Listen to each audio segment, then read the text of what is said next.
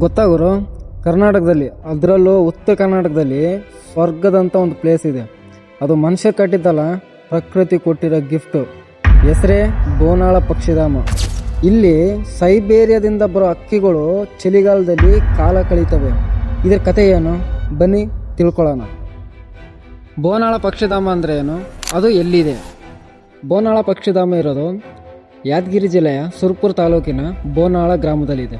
ಕಲಬುರಗಿಯಿಂದ ಸುಮಾರು 50 ಕಿಲೋಮೀಟರ್ ಇದೆ. ಸುರ್ಪುರದಿಂದ 25 ಕಿಲೋಮೀಟರ್ ದೂರ. ಒಂದು ಕೆರೆ ಆಧಾರಿತ ಪಕ್ಷಿಧಾಮ.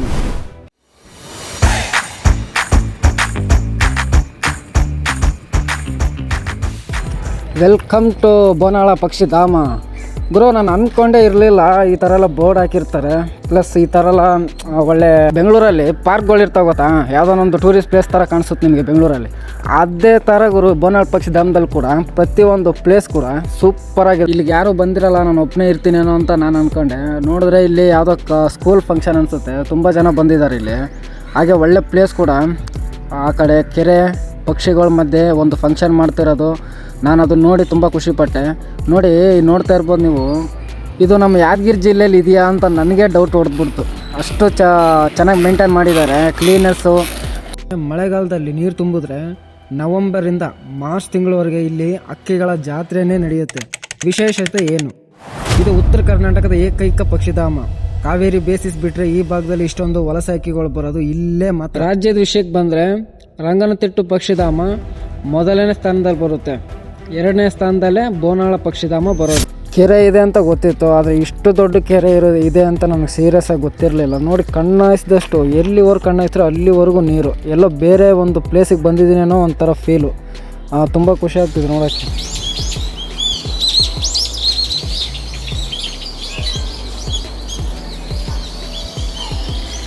ಈ ಪಕ್ಷಿಧಾಮಕ್ಕೆ ಬಂದರೆ ನೀವು ಏನೇನೆಲ್ಲ ನೋಡ್ಬೋದು ಅಂತ ನಾನು ತಿಳಿಸ್ಕೊಡ್ತೀನಿ. ಇಲ್ಲಿ ನಾಮಫಲಕ ಹಾಕಿದ್ದಾರೆ. ಪ್ರತಿಯೊಂದು ಅಕ್ಕಿ ಹೆಸರುಗಳು, ಅದ್ರ ಪಿಕ್ಚರು ಮತ್ತು ಅದರ ಡೀಟೇಲಿಂಗ್ ಆಗಿ ಹಾಕಿದ್ದಾರೆ. ಬನ್ನಿ ನಿಮಗೆ ಒಂದೊಂದೇ ತೋರಿಸ್ತೀನಿ, ಮತ್ತು ಅದರಲ್ಲಿರೋ ಡೀಟೇಲ್ಸ್ನ ಓದಿ ನಿಮಗೆ ತಿಳಿಸೋ ಪ್ರಯತ್ನ ಮಾಡ್ತೀನಿ.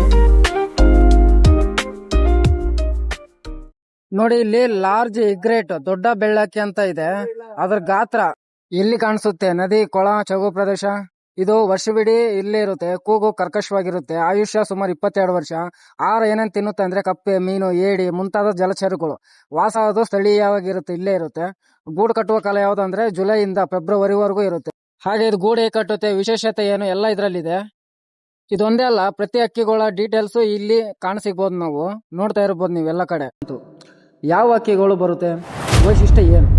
ಪ್ರತಿ ವರ್ಷ ಅಕ್ಟೋಬರ್ನಿಂದ ಮಾರ್ಚ್ವರೆಗೆ ಇಲ್ಲಿ 160ಕ್ಕೂ ಹೆಚ್ಚು ಪ್ರಭೇದ ಹಕ್ಕಿಗಳು ಬರ್ತವೆ. ಹಕ್ಕಿಗಳ ಹೆಸರು ಕೇಳಿದ್ರೇ ತಲೆ ಸುತ್ತೋಗ್ಬಿಡುತ್ತೆ. ಈ ಥರ ಹಕ್ಕಿಗಳು ಹೆಸರು ಹಕ್ಕಿಗಳು ಇದಾವ ಅಂತ. ಹಕ್ಕಿಗಳಲ್ಲಿ ಬಾತುಕೋಳಿನೂ ಬರ್ತವೆ, ಕೊಕ್ರೆಗಳು ಬರ್ತವೆ, ಹಾರೋ ಹಕ್ಕಿಗಳು ಕೂಡ ಬರ್ತವೆ. ಇತಿಹಾಸ: ಹೇಗೆ ಪಕ್ಷಿಧಾಮ ಆಯಿತು? ಕೆರೆ ಕಟ್ಟಿದ್ದು ಯಾವಾಗ? 17ನೇ ಶತಮಾನದಲ್ಲಿ ಸುರ್ಪುರ ದೊರೆ ಪಾಮ್ ನಾಯಕ್ ಕಟ್ಟಿಸಿದ ನೀರಿನ ಸಂರಕ್ಷಣಾ ಕೆರೆಯಾಗಿದೆ. ನಂತರ ಬ್ರಿಟಿಷ್ ಆಳ್ವಿಕೆ ಕಾಲದಲ್ಲಿ ಸುರ್ಪುರದ ಬ್ರಿಟಿಷ್ ಆಡಳಿತಗಾರ ಮೇಡೋಸ್ ಟೇಲರ್ ಇದನ್ನು 1600 ಎಕರೆ ವಿಸ್ತೀರ್ಣಕ್ಕೆ ಮತ್ತು ಸರಾಸರಿ ಒಂದು 12 ಅಡಿ ಆಳಕ್ಕೆ ವಿಸ್ತರಿಸಿದರು. ಅವರು ತಮ್ಮ ಆತ್ಮಚರಿತ್ರೆ the story of my life ಅಲ್ಲಿ ಇದನ್ನು ಉಲ್ಲೇಖಿಸಿದ್ದಾರೆ. ಅದು ಈಗಲೂ ಕೂಡ ಕಾಣ್ಬೋದು ನಾವು. ಆಗಿನ ಕಾಲದಲ್ಲಿ ಬರಪೀಡಿತ ಪ್ರದೇಶಗಳಲ್ಲಿ ನಿರ್ಮಿಸಲಾದ ಇಂಥ 12 ಕೆರೆಗಳಲ್ಲಿ ಇದು ಕೂಡ ಒಂದು ದೊಡ್ಡದಾಗಿತ್ತು. ಮತ್ತು ಇದು ಕ್ರಮೇಣ ವಲಸೆ ಹಕ್ಕಿಗಳು ಆಕರ್ಷಿಸಲು ಪ್ರಾರಂಭಿಸಿದ್ವು.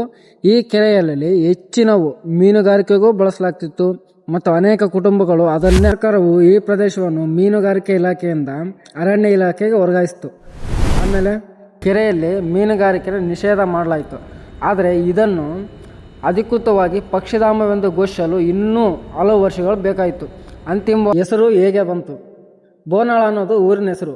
ಕೆರೆಗೆ ಊರಿನ ಹೆಸರೇ ಇಟ್ಟಿದ್ರಿಂದ ಪಕ್ಷಿಧಾಮಕ್ಕೂ ಬೋನಾಳ ಪಕ್ಷಿಧಾಮ ಅಂತಾನೆ ಹೆಸರು ಬಂತು.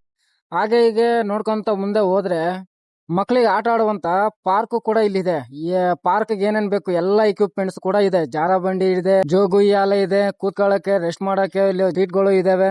ಚಿಕ್ಕ ಮಕ್ಳಿಗೆ ಏನೇನು ಆಟ ಆಡಕ್ ಬೇಕು ಎಲ್ಲ ಮೂಲ ಸೌಕರ್ಯಗಳು ಇಲ್ಲಿದ್ದಾವೆ. ಸುತ್ತಮುತ್ತ ತುಂಬ ನೆರಳಿದೆ, ಯಾಕಂದರೆ ಇಲ್ಲಿ ಗಿಡ ಮರಗಳು ಜಾಸ್ತಿ ಇರೋದ್ರಿಂದ. ಇದು ಇಷ್ಟು ದೊಡ್ಡದು ಕೆರೆ ಇದೆ. ನಾನು ಮೇಲ್ಗಡೆಯಿಂದ ನೋಡ್ಬೇಕಂತ ತುಂಬ ಆಸೆ ಆಯಿತು. ಇಲ್ಲಿ ನಾನು ಸುತ್ತಮುತ್ತ ನೋಡಿದೆ 2 ವಾಚ್ ಟವರ್ ಇದೆ ಗುರು. ಒಂದು ಅಲ್ಲಿ ಫಂಕ್ಷನ್ ಮಾಡ್ತಿದ್ರು, ಅದಕ್ಕಾಗಿ ನಾನು ಅಲ್ಲಿ ಹೋಗೋಕ್ಕೆ ಹೋಗಿಲ್ಲ, ಯಾಕಂದರೆ ಡಿಸ್ಟರ್ಬ್ ಆಗುತ್ತೆ ಅಂತ. ಈ ಕಡೆ ಇನ್ನೊಂದು ವಾಚ್ ಟವರ್ ಇದೆ, ಅಲ್ಲಿ ಹೋಗಿ ನೋಡೋಣ ಅಂತ ಹೊರಡ್ತಾ ಇದ್ದೀನಿ. ನೋಡೋಣ ಬನ್ನಿ ಒಂದು ಸತಿ ಹೋಗಿ. ನೋಡಿ, ವಾಚ್ ಟವರ್ ಹತ್ರ ಹಾಗೆ ಹೋಗ್ತಿರ್ಬೇಕಾದ್ರೆ ಇಲ್ಲೊಂದು ವಿಶ್ರಾಂತಿ ಕೊಠಡಿ ಥರ ದೊಡ್ಡದಾಗಿದೆ. ಇದು ಓಪನ್ ಡೋರ್ ಪ್ಲೇಸ್ ಇದ್ದಂಗಿದೆ. ಇಲ್ಲಿ ಕೂತ್ಕೊಂಡು ಅಟ್ಟೆ ಹೊಡಿಬೋದು, ಜನ ಯಾರು ಏನೇ ಒಂದು ಮಾತಾಡ್ಕೋಬೋದು. ಗೊತ್ತಲ್ಲ, ಇಲ್ಲಿ ಹಳ್ಳಿ ಕಟ್ಟೆ ಅಂತ, ಅದೇ ಥರ ಇಲ್ಲಿ ಮಾಡ್ರನ್ನ ಕಟ್ಟಿದ್ದಾರೆ. ಇಲ್ಲಿ ತುಂಬ ಚೆನ್ನಾಗಿದೆ, ತುಂಬ ಅಂದರೆ ಎಲ್ಲ ಕಡೆ ನೀಟ್ನೆಸ್ ಇದೆ.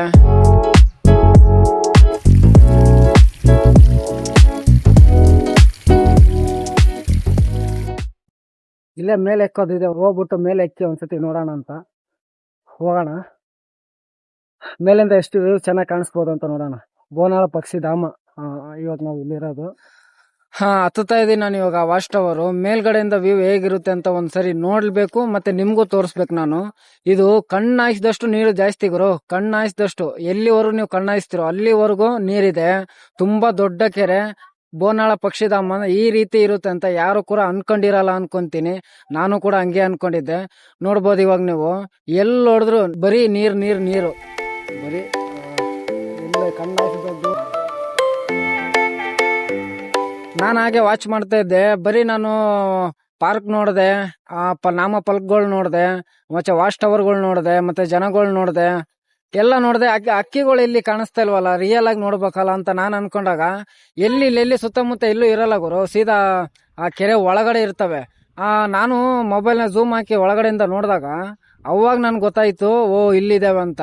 ಅಲ್ಲಿ ಕೆರೆ ಒಳಗಡೆ ನಾವನೇ ಕಡ್ಡಿಗಳನ್ನ ನೆಟ್ಟಿದ್ದಾರೆ, ಆ ಕಡ್ಡಿಗಳ ಮೇಲೆ ಕೂತ್ಕೊಂಡಿದ್ದಾವೆ. ಹಾಗೆ ಅಲ್ಲಿ ನದಿ ಒಳಗಡೆನೆ ಒಂದು ಕೂತ್ಕೊಳ್ಳಕ್ಕೆ ಅಂತ, ಅಕ್ಕಿ ಕೂತ್ಕೊಳ್ಳಕ್ಕೆ ಅಂತಾನೆ ಒಂದು ಚೆನ್ನಾಗಿ ಒಂದು ಜಾಗ ಮಾಡಿದ್ದಾರೆ. ಅಲ್ಲಿ ನೋಡ್ಬೋದು ನಾವು ಎಷ್ಟು ಚೆನ್ನಾಗಿ ಕೂತಿದಾವಂದ್ರೆ. ಒಂದಲ್ಲ ಎರಡಲ್ಲ ಗುರು, ತುಂಬಾ ಅಕ್ಕಿಗಳು ಕೂತಿದಾವೆ. ಒಂದೊಂದು ತರ ಇದಾವೆ. ಎಲ್ಲ ಬಾತ್ಕೋಳಿ ಅಂದ್ರೆ ಬಾತ್ಕೋಳಿ ಮಾತ್ರ ಇಲ್ಲ ಅಲ್ಲಿ, ಕೊಕ್ರೆ ಅಂದ್ರೆ ಕೊಕ್ರೆಗಳು ಮಾತ್ರ ಇಲ್ಲ ಅಲ್ಲಿ, ಅಕ್ಕಿಗಳು ಅಂದ್ರೆ ಅಕ್ಕಿಗಳು ಮಾತ್ರ ಇಲ್ಲ ಅಲ್ಲಿ. ನೋಡಕ್ ತುಂಬಾ ಖುಷಿ ಆಗ್ತಿದೆ.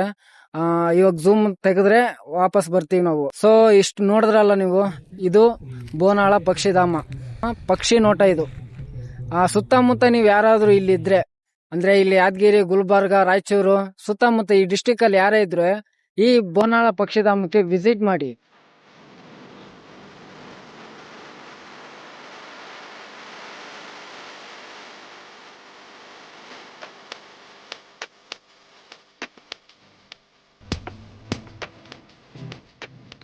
ಹಾಗೆ ನಿಮ್ಮಲ್ಲಿ ಯಾರಾದರೂ ಬೋನಾಳ ಪಕ್ಷಿಧಾಮ ನೋಡಿದ್ರೆ ನಿಮ್ಮ ಅನಿಸಿಕೆ ಏನು ಅಂತ ಕಮೆಂಟ್ ಬಾಕ್ಸಲ್ಲಿ ಕಮೆಂಟ್ ಮಾಡಿ, ನಾನು ಅದಕ್ಕೆ ರಿಪ್ಲೈ ಮಾಡೇ ಮಾಡ್ತೀನಿ. ಹಾಗೆ ಈ ವಿಡಿಯೋನ ಆದಷ್ಟು ಎಷ್ಟು ಜನಕ್ಕಾಗುತ್ತೋ ಅಷ್ಟು ಜನಕ್ಕೆ ನಿಮ್ಮ ಸ್ನೇಹಿತರಿಗೆ ಶೇರ್ ಮಾಡಿ, ಎಲ್ಲರೂ ನೋಡಲಿ.